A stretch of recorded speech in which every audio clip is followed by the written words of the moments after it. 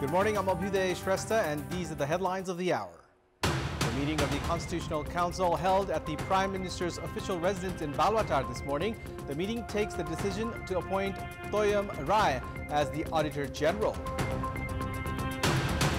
The possibility of bringing in thousands of foreign tourists to Nepal every year by showcasing the high-altitude mountains in the country overshadowed due to lack of publicity. Truce talks between Israel and Hamas expected to resume in Cairo today. Qatar, Egypt and the United States trying to reach a hostage swap deal and a ceasefire in the Gaza Strip. And Nepal's national cricket team to face India's provincial team Gujarat today in the inaugural match of the Friendship Cup Triangular T20 Series. Match scheduled to kick off at 2:45 p.m. Nepal time. The meeting of the Constitutional Council was held at the Prime Minister's official residence in Balwatar this morning. The meeting, which had been earlier scheduled for last Monday, was rescheduled for today. The meeting was held to address the vacancies in the constitutional bodies, ensuring the effective functioning of key institutions vital to the country's governance. Today's meeting of the Constitutional Council has decided to appoint Samyam as the Auditor General. Prior to holding today's meeting, Prime Minister Pushpakamal Dahal had held discussions with Nepali Congress President Sherbahadur Deuba and CPN-UML Chairperson KP Sharma Oli at Balwatar yesterday evening. The Prime Minister's Secretariat informed that discussions were held on ending the obstruction at the Parliament and regarding the agendas for today's Constitutional Council meeting. Members of the Constitutional Council include the leader of the main opposition party, Chief Justice, Speaker of the House of Representatives, Chairperson and Vice Chairperson of the National Assembly. The meeting of the House of Representatives is scheduled to convene at the Federal Parliament building in New Baneshwar this morning. However, there are doubts on holding the meeting today. Main opposition Nepali Congress has been obstructing the Parliament proceedings, demanding for an investigation on Deputy Prime Minister and Home Minister Rabi Lamichhane, who has been alleged of his involvement in the cooperatives fraud case. According to the agenda for today's Parliament meeting, Speaker Devraj Ghimire is scheduled to read out the letters received from the Office of the President and the Office of the Prime Minister and the Council of Ministers regarding forthcoming duties.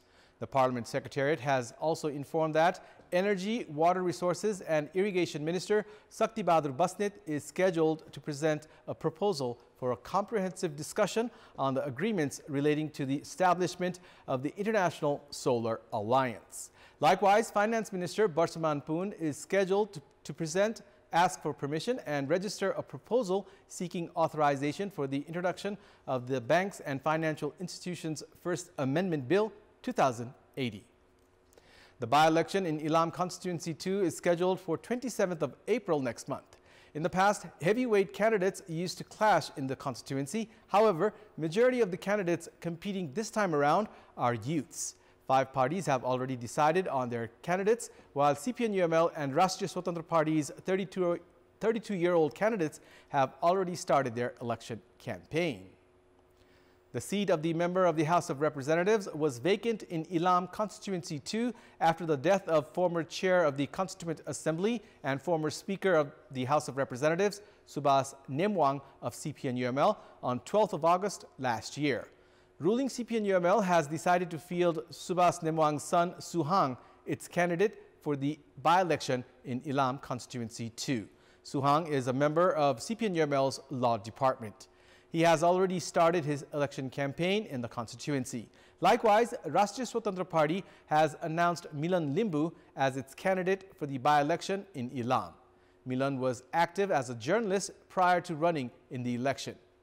Likewise, CPN Unified Socialist has put forth Jeet Bahadur Rai as its candidate in the Ilam Constituency 2, while Rashtriya Prajantra Party has fielded Lakshmi Gurung as its candidate.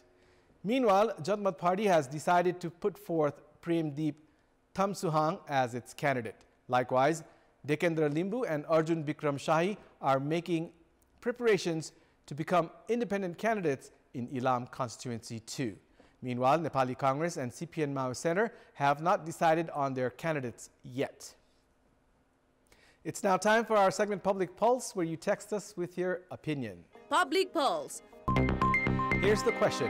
What's your take on parties considered alternative power being attracted towards ruling power? Your options are A, politics of benefit, B, policy of survival, and C, willingness to exhibit work. The voting is on. Type NEWS, select your option A, B, or C, and send it to 34001 to share your opinion with us. A person traveling on a scooter was killed and another person was injured in Palpa yesterday evening after they were hit by a tree which fell due to strong winds. The deceased has been identified as 19-year-old Bhuvan Darlami of Kailash Nagar, Tansen Municipality 5. The incident took place along the Siddhartha Highway at Jare People of Palpa's Tansen Municipality, Ward number 8. The police informed that Darlami died while he was being taken to the hospital. 20-year-old scooter driver Pratham Shahi of Barigyan Toll of Tansen Municipality, Ward number 2, was injured in the incident. According to the police, his condition is stable. There are more than 1,700 mountains in Nepal, among which 8 are higher than 8,000 meters. Even though it has been 71 years since commercial mountain climbing started, only 405 have been opened for scaling till date.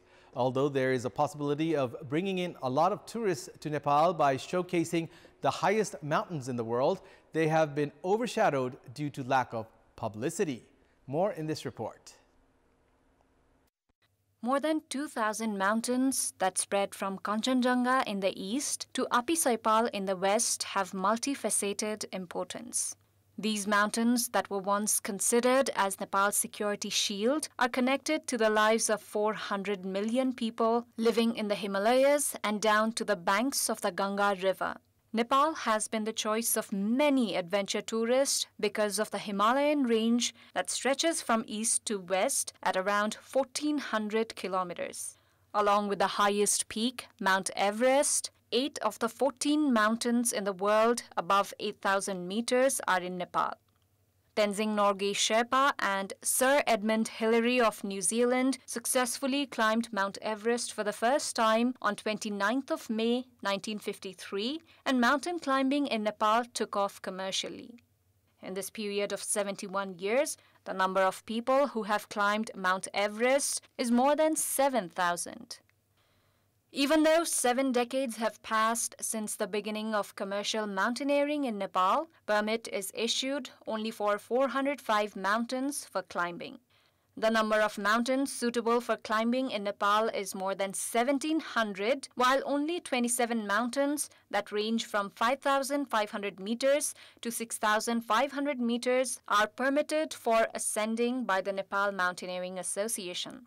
The association has collected more than 70 million rupees in revenue in the ongoing fiscal year from permits that have been issued to scale 27 mountains. Other mountains are as anonymous. Thousands of foreign tourists can be brought to Nepal annually by promoting these high-altitude mountains, which have become the main base of Nepali tourism. Tourists visit Nepal not only to scale the snow-capped mountains, but also to enjoy their beauty. In the meantime, the mountains of Nepal have been at risk in recent times due to climate change. A tourist who climbs mountains in Nepal provides employment opportunities to up to 10 people. A mountaineer alone spends more than 1 million rupees on mountaineering gears, while 3 to 4 million rupees is spent to scale mountains above 8,000 meters. Meanwhile, Nepal has not been able to reap benefit from the mountains due to lack of promotion. In our Public Voice segment, we had asked people in several provinces what do they consider while selecting schools for their children.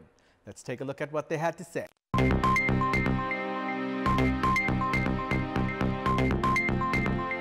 Result राम्रो लागेर र वातावरण राम्रो र बच्चाहरूको अनुशासन राम्रो देखेर त्यही स्कुलमा पढाउन लाग्यो। बच्चाको आफ्नो रुचि अनुसार र त्यहाँको वातावरण अनुसार र चाहिँ क्वालिटी अनुसार हामीले चाहिँ छनौट गरिन्छ। वातावरण शिक्षकहरु पाइपर्ने ठाउँमा आउन जानको लागि सुविधाको लागि र त्यस स्कुलको शैक्षिक वातावरण सरसफाइको लागि मैले बच्चा पढाउने डिसिजन गरेको। स्कुलमा कस्तो खालको वातावरणमा त्यो बच्चालाई त्यहाँ शिक्षा दिइन्छ भन्ने कुराहरु नै महत्त्वपूर्ण लाग्छ। जहाँ राम्रो पठन पाठन हुन्छ त्यही नै गरिन्छ र बालमैत्री भएको विद्यालयमा विद्यालयको शैक्षिक गुणस्तर हामी खेला गर्छौं। जुन विद्यालय एकदम एकजुट भएर गुणस्तरीय शिक्षामा लागिपरेको छ, दत्तचित्त भएको छ, त्यो विद्यालय छान्नुपर्छ। एकदमै निस्वार्थ रूपले विद्यार्थीहरू पढाउनु पर्छ भन्ने सोच राखेका विद्यालयहरूमा पढाउने गरिन्छ। कुन विद्यालयमा दक्ष जनशक्ति छ, कुन विद्यालय चाहिँ अलि राजनीति भन्दा बाहिर छ, त्यो विद्यालयहरूलाई छानेर।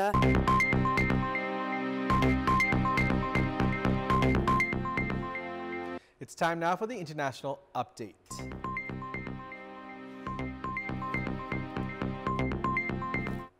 Egyptian media has reported that truce talks between Israel and Hamas are expected to resume in Cairo today, days after the United Nations Security Council issued its first demand for a ceasefire in the war on Gaza.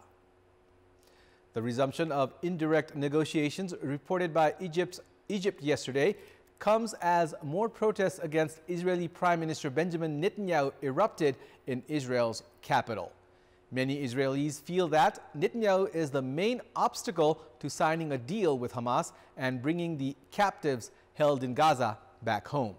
Demonstrations also took place near Netanyahu's residence and in other cities across Israel. Qatar, Egypt, and the United States are trying to reach a captive swap deal and a ceasefire in Gaza, as the first pause lasted only a week in late November last year. A statement from Netanyahu's office said he had authorized the Israeli negotiating team to meet with mediators in both Cairo and Doha and had given them a mandate with which to negotiate. Hamas has sought to parlay any deal into an end to the war and the full withdrawal of Israeli forces from Gaza. Israel, however, has ruled this out, saying that even if there is a long pause in the fighting, the war will not end until Hamas is defeated. It's time now for the sports news. Sports news. Nepal's national cricket team that is on its India tour is facing India's provincial team Gujarat today in the Friendship Cup Triangular T20 series. The match at the Megpan Sports Life Ground is scheduled to kick off at 2:45 p.m. Nepal time.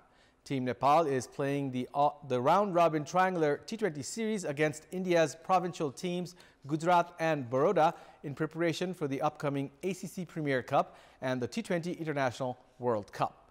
Nepal will be playing under the captaincy of Rohit Paudel, while Gujarat will be led by Umang Kumar. Both Gujarat and Baroda are teams that play India's first-class cricket. Nepal headed to the India tour with their first-choice cricketers. Skipper Rohit Paudel, Kushal Bhurtel, Dipendra Singh Airi and Kushal Malla need to bat well for Nepal, while Lalit Rajbangshi, Karan Keshi and Sompal Kami are Nepal's main bowlers. Death bowler Avinash Bohra also needs to improve in the bowling. Youth players like Akash Chand, Sandeep Jora and Pratish Jishi are also included in the team. Nepal will play against Baroda this Tuesday in their second match of the series. Church Boys United edged past Tribhuvan Army Club 1-0 to lift the 14th edition of the Itari Gold Cup title. In the final played in Itari last night, Rajesh Pariyar scored the only goal of the match to help last year's runners-up Church Boys United become champions. Pariyar scored in the 3rd minute of the match to give Church Boys an early lead. He found the net easily as Tribhuvan Army goalkeeper Bikas Kuthu had moved well in front of the goal post. After the goal, Church Boys applied a defensive strategy in the remainder of the match. Tribhuvan Army wasted half a dozen chances to level the match. Church Boys held on to the lead and the goal turned out to be the decisive goal of the title decider. Tribhuvan Army players looked tired as they were playing the title decider within 24 hours of playing a match in the Birat Gold Cup Friday night. Church Boys United became champions after their 4th participation in the tournament. Along with the title, Church Boys bagged 1 million rupees in prize money. Runners-up Tribhuvan Army Club had to settle for 500,000 rupees. Rajesh Pariyar was adjudged the man of the match for scoring the decisive goal in the title decider. Jagriti Club's Prabesh Danwar won the Player of the Tournament award and bagged a cash prize of 100,000 rupees. Likewise, Tribhuvan Army's Jitendra Karki took the Best Defender of the Tournament award. Church Boys' Deep Karki won the Best Goalkeeper of the Tournament award. Tribhuvan Army's Navyug Shrestha claimed the Best Forward award. Church Boys' Surajjiu Thakuri won the Best Midfielder award, while Church Boys' Darshan Bhaktaraj was adjudged the Best Coach of the tournament. The highest goal scorer of the tournament was Bimal Khartimagar of defending champions Sagarmatha. The winners won 20,000 rupees each in prize money.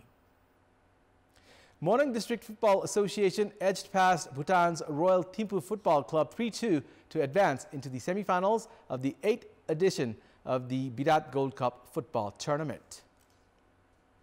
In the quarterfinal played at the Shahid Stadium in Biratnagar yesterday, Ashish Chapagai opened the scoring for Morang in the 26th minute.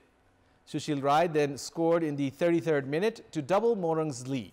Foreign player Sang found the back of the net in the 50th minute to extend Morang's lead to 3-0. Royal Thimphu's Saurabh Dorje scored goals in the 65th minute and 74th minute to cut the deficit to 3-2 and crawl back into the match. No more goals were scored after that, and Morang held on to the lead to defeat Royal Thimphu Football Club 3-2 and advance into the semi-finals. Morang will now face the winner of the quarterfinal between Nepal Armed Police Force and Church Boys United. Today's Virat Gold Cup match features a clash between New Road Team NRT and India's Sikkim Dragon Football Club. That's all for the moment. Thank you for watching. Have a good day.